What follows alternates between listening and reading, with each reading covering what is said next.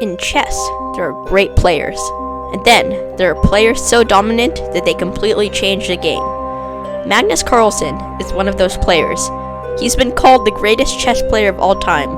He became a grandmaster as a teenager, dominated the world rankings for over a decade, and made chess more popular than it had been in years. But his rise to the top was not normal. It started with a kid from Norway who became obsessed with winning. Magnus Carlsen was born in 1990 in Tønsberg and raised in Oslo. As a kid, Magnus had an incredible memory. He could memorize the population, flags, and capitals of countries from all over the world. But eventually, he became interested in chess. His father taught him the rules when he was around 5 years old. At first, Magnus didn't even care that much. But once he realized chess was competitive and that he could beat people, he became obsessed. By the age of 8, he was already beating strong adult players. By 13 years old, Magnus became one of the youngest grandmasters in history. At that point, the chess world knew they were watching something special. As Magnus got older, he improved incredibly fast. He wasn't just good at memorizing openings, he had something even more dangerous. He could take equal positions that looked completely boring and somehow turn them into wins. Other players would draw games and Magnus would somehow squeeze into victories. This became one of his biggest strengths. People started calling him a machine. In 2004, former world champion Garry Kasparov noticed Magnus and began helping train him. Kasparov saw what everyone else was starting to see. Magnus wasn't just another talented player. He could become world champion. By the late 2000s, Magnus was beating some of the best chess players in the world. And in 2010, at only 19 years old, he became the #1 ranked player in the world. That almost never happens, especially that young.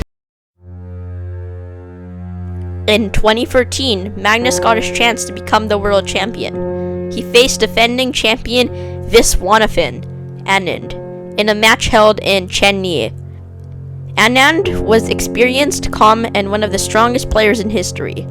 But Magnus had something different. He was younger, hungrier, and unbelievably confident. Magnus didn't overwhelm Anand with crazy attacks. Instead, he slowly outplayed him. Small mistake after small mistake.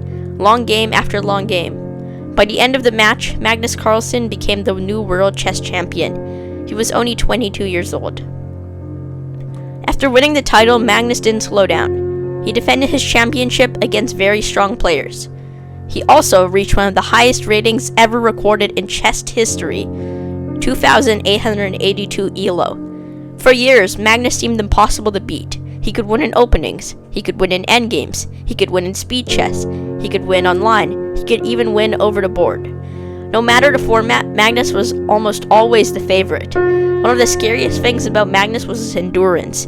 Even if a game lasted 6 hours, he could keep pushing, and eventually, his opponents would crack. Magnus became bigger than chess.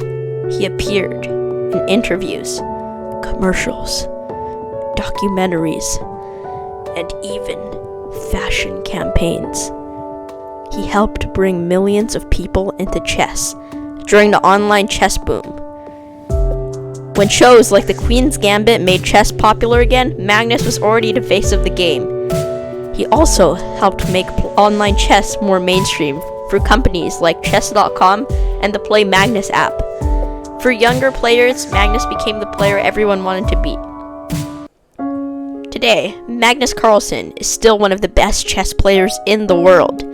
Some people think he is the greatest player ever.